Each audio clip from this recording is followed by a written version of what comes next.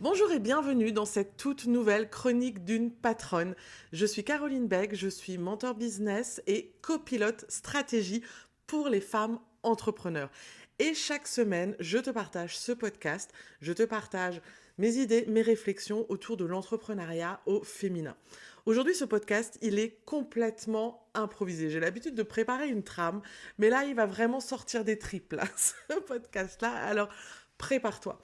En fait, là, je reviens d'un réseautage, en fait, d'un truc réseautage dans ma région, dont le thème était l'importance de rejoindre un réseau business. Et donc, il y avait plusieurs réseaux business qui étaient présents et qui ont présenté leur activité. Et à un moment donné, il y avait un réseau exclusivement féminin qui s'est présenté. Et là, j'ai entendu des chuchotements autour de moi, et même l'ami à côté de moi me dit mais être entrepreneur, c'est être entrepreneur. Point. En fait, il n'y a pas de femme entrepreneur, c'est la même chose.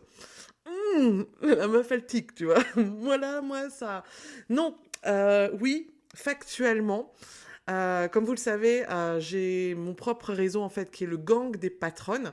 Je vais peut-être le développer un peu plus loin, mais là c'est surtout les réseaux féminins de manière générale dont j'ai envie de parler. Parce que oui, factuellement, être entrepreneur, qu'on soit un homme ou une femme, c'est la même chose. On a tous notre compta à faire, à définir des offres, à créer du contenu sur les réseaux sociaux, on a déclaré notre URSSAF, etc. Factuellement, si on s'arrête au rôle d'entrepreneur, c'est, on va dire, la même chose. Par contre, là où ça change, c'est que statistiquement, 80% des femmes entrepreneurs sont souvent mères. Et sur ces 80%, 98% ont la garde de leurs enfants.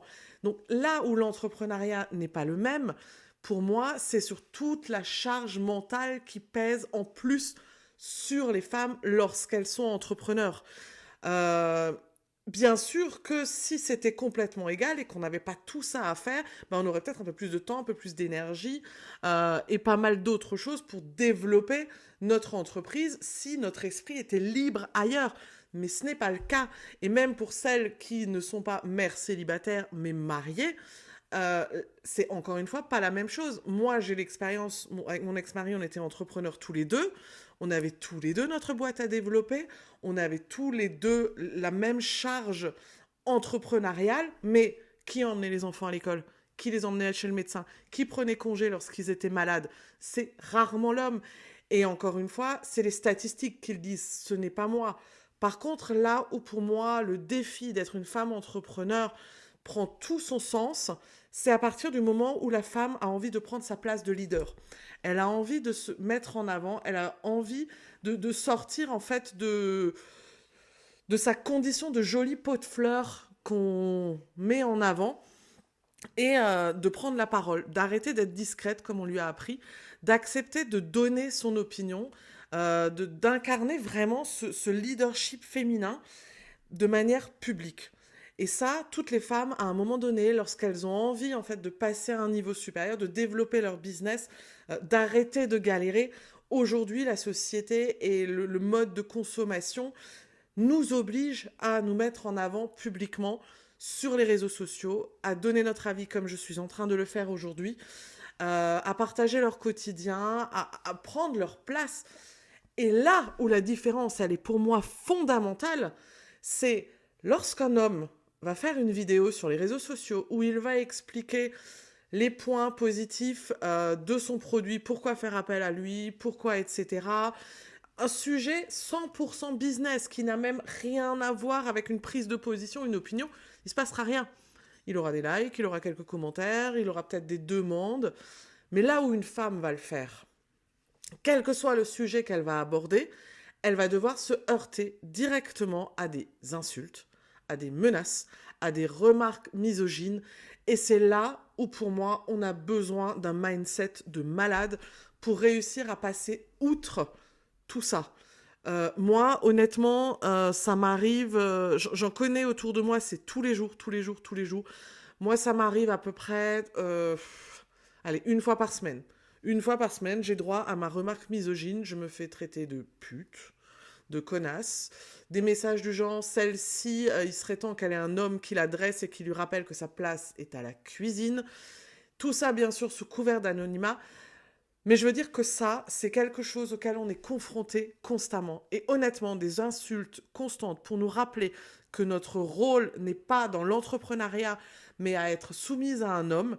Bien sûr, ce ne sont pas tous les hommes. Encore une fois, je nuance, mais c'est constant. Et il faut avoir le mindset pour ça. Et c'est pour là où, pour moi, l'entrepreneuriat, lorsqu'on est un homme et une femme, n'est pas la même chose. Et rejoindre un réseau d'entrepreneuriat exclusivement féminin et d'être justement dans un environnement safe peut vraiment être important. Moi, dans le réseau que j'ai, le gang des patronnes, donc ce n'est pas juste un réseau, hein, on a également des formations, on a des ateliers, on a des audits de communication, on a des moments de chill où on se rencontre, etc. Mais tous les lundis matins, on a un moment vraiment boost.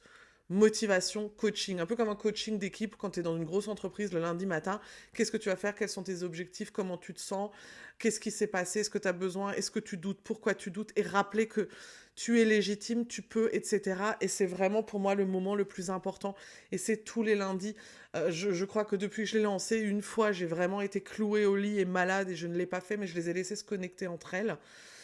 Et ça, on en a besoin. On a besoin de savoir qu'on n'est pas seul. On a besoin d'être dans un endroit safe où on peut dire ce genre de choses. Par exemple, ce matin, justement, il y a un des réseaux qui s'est présenté. Et l'homme était en train d'expliquer que le réseau était à 80% masculin, qu'il n'y avait que 2 femmes, mais qu'il serait bien content, avec un petit sourire, qu'il y a un peu plus de femmes. Excusez-moi, mais c'était déplacé. Ce petit sourire en coin, en mode ce serait cool qu'on ait un peu plus de femmes dans le réseau. Non, merde, on n'est pas des jolis pots de fleurs qu'on sort pour de l'apparat. La femme business, c'est pas le joli petit truc que tu vas mettre en avant dans ton réseau business. Elle est ton égale. Bien sûr, je suis sûre que cet homme ne pensait absolument pas à mal lorsqu'il disait ça. Je suis sûre qu'il ne voyait pas du tout le côté sexiste de sa remarque. Mais c'est là encore où je dis, à un moment, il faut arrêter de dire aux femmes, attention, sois discrète, parle pas trop fort, sois pas trop sexy, si jamais on va penser que... Non, à un moment, il faut arrêter de ça, il faut éduquer les hommes et leur expliquer que leurs remarques sont déplacées. On est leur égal. Et encore, excuse-moi, comme je l'ai dit avant, si en plus tu as les gosses à gérer derrière à la maison, on vaut peut-être même un peu mieux que si on arrive à avoir le même niveau et le même chiffre d'affaires. Là, c'est un peu la colère qui parle à ce moment-là, j'aurais peut-être pas dû dire ça, mais à un moment donné, merde, les meufs, vous êtes légitimes. Arrêtez de douter de vous constamment et ayez le courage et la force de rejoindre ce type de réseau parce que vous en avez besoin.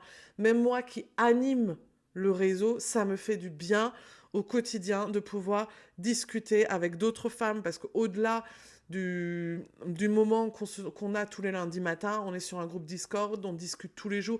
Dès qu'il y en a une qui a un coup de mou, elle le booste et les autres, elles sont là pour la remonter et on en a besoin. On doit arrêter d'être forte, on doit arrêter de...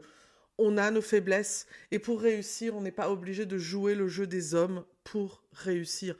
On peut très bien, avec notre énergie féminine, avec nos faiblesses, réussir parce que c'est nos faiblesses qui, selon moi, sont nos forces. C'est notre intuition, c'est notre douceur, c'est notre résilience, c'est tout ça qui fait notre force parce qu'on a notre façon d'entreprendre et c'est cette façon-là qui fera qu'on va se démarquer et qu'on va réussir. Donc voilà, c'était un peu le message que j'avais envie de passer par rapport à l'importance d'être dans un réseau. Pour moi, pour parler un peu plus du réseau du gang des patronnes, je l'ai créé justement parce que c'était un besoin pour moi. Un besoin, parce que j'étais dans d'autres réseaux, hein. J'étais dans les réseaux BNI, notamment pendant longtemps, j'étais présidente d'un BNI aussi. J'ai beaucoup apprécié la structure de ce réseau. Par contre, j'ai moins apprécié d'autres choses. Je suis aussi rentrée dans d'autres réseaux. J'ai également testé plein de choses. J'ai fait appel à des mentors également pour moi-même me former. Je continue à me former. Mais il y avait toujours quelque chose qui me manquait. Et finalement, en créant le gang des patronnes, j'ai pris tout ce dont moi, j'avais besoin. J'avais besoin, du coup, d'avoir des formations concrètes. Pas des masterclass de 2 heures où on va débattre sur quelque chose pour à la fin avoir un exercice de 5 minutes. Moi, ce que je vous offre, c'est du concret. comment poster une story, comment faire un réel qui fonctionne, comment mettre à jour sa fiche My Google Business sans passer 1 heure à vous expliquer l'intérêt de le faire. Mais concrètement, comment le faire? On va avoir des formations concrètes sur comment créer une offre signature, comment se positionner, comment définir les couleurs de son identité visuelle, comment faire du copywriting, quelles sont les structures lorsqu'on écrit, quels sont les points clés, des prompts pour ChatGPT. Enfin, je ne vais pas faire toute la liste, mais en tout cas, du concret et pas du blabla. Et ça, c'est des choses qui sont enregistrées, que vous regardez à votre rythme. Au-delà de ça, j'ai mis en place du coup des audits de com. Donc là, c'est t'as fait l'exercice, mais tu galères. Ben là, on va voir ensemble qu'est-ce qui galère, qu'est-ce qui pêche. Et là, on fait le truc de groupe et on passe les unes après les autres. Et chaque étude de cas individuelle sera une étude ou une formation pour les autres qui écoutent. On a également les moments chill où on se rencontre pour un après-midi détente parce que rappelle-toi que tu bosses pas et t'as pas créé ta boîte juste pour payer des factures, mais aussi pour toi. Et bien sûr, comme je viens de le dire, c'est tous les lundis matins où notre brief d'équipe, on prend le café ensemble. Il y en a parfois qui sont en peignoir. Et c'est ça que j'adore parce qu'on sent vraiment qu'on est dans un environnement safe pour réseauter. Et bien sûr, le groupe Discord où on peut échanger. Et je vous pousse vraiment à poser des objectifs, à poser des intentions pour atteindre vos objectifs. Je suis là, je dis toujours, je ne suis pas un GPS. Je ne vais pas vous dire tourne à droite, tourne à gauche, tout droit, ralentis, avance, il y a un stop. Non, je suis une boussole qui vous guide. Qui vous guide qui vous guide. Non, je vous guette pas. Après, peut-être, je suis un peu derrière à fliquer et à dire, alors, est-ce que tu as bien appliqué le truc? Est-ce que tu l'as bien fait? Voilà, donc ça, c'était un peu mon petit coup de gueule improvisé. Donc, c'est un podcast qui est assez court, du coup, je pense qu'il va faire que 15 minutes. Mais c'était important pour moi de le dire. Si entreprendre lorsqu'on est une femme, ce n'est pas entreprendre lorsqu'on est un homme. Et pendant longtemps, on l'a vu, tu vois, dans les années 80, tu avais souvent des femmes qui avaient réussi, tu sais, des working girls avec le tailleur qui était dur, qui était froide, qui appliquaient en fait le code des hommes dans l'entrepreneuriat.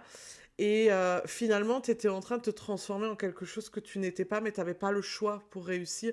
Et aujourd'hui, grâce à d'autres femmes qui ont osé le faire, d'autres osent, j'ose, et j'espère que je vais t'inciter à oser aussi, à réussir sans te compromettre, sans compromettre ton âme, en restant qui tu es, une femme avec tes intentions, ta gentillesse, ta bienveillance, et tu n'es pas obligé d'écraser les autres pour réussir, tu n'es pas obligé de te transformer en dealer de cocaïne pour vendre à tout prix des choses dont les clients vont être dépendants, ou de faire signer des choses.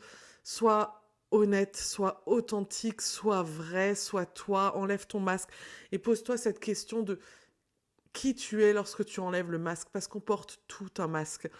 Et il est très dur, moi j'ai arraché mon masque, mais il reste toujours des petits fragments, des petits trucs où on se dit, il faut que je sois, il faut que... Encore tout bêtement, rien que d'aller justement, j'étais allée à un gala où je me suis dit, oh là là, si je mets mes talons rouges aiguilles, là, je vais avoir trop mal aux pieds. Mais bon, ça fait quand même trop stylé. Qu'est-ce qu'on va penser si j'y vais en tongs? Tu vois, c'est des petits il faut. Donc, qui es-tu si tu enlèves tous les il faut et que tu sois vraiment toi-même? Ça sera dur, ça sera pas facile, tu seras jugé, seras insulté, mais il faut que tu arrives à t'en défaire parce que je sais plus qui disait ça, je crois que c'était Kurt Cobain qui disait ça, qu'il vaut mieux être détesté pour qui on est que d'être admiré pour qui on n'est pas. Et sur ces bonnes paroles, je vais clore ce podcast improvisé. Je te remercie de m'avoir écouté jusqu'au bout. Si tu as envie d'en savoir plus sur le gang des patronnes, je t'invite à aller sur mon site caroline-beck.com. Tu as un bandeau en dessous, rejoindre le gang. Donc moi, c'était Caroline Beck. Je suis patronne depuis presque toujours. Et je te partage mes intuitions, mes coups de gueule à peu près toutes les semaines. Je te donne rendez-vous la semaine prochaine et à très bientôt. Merci de m'avoir écouté.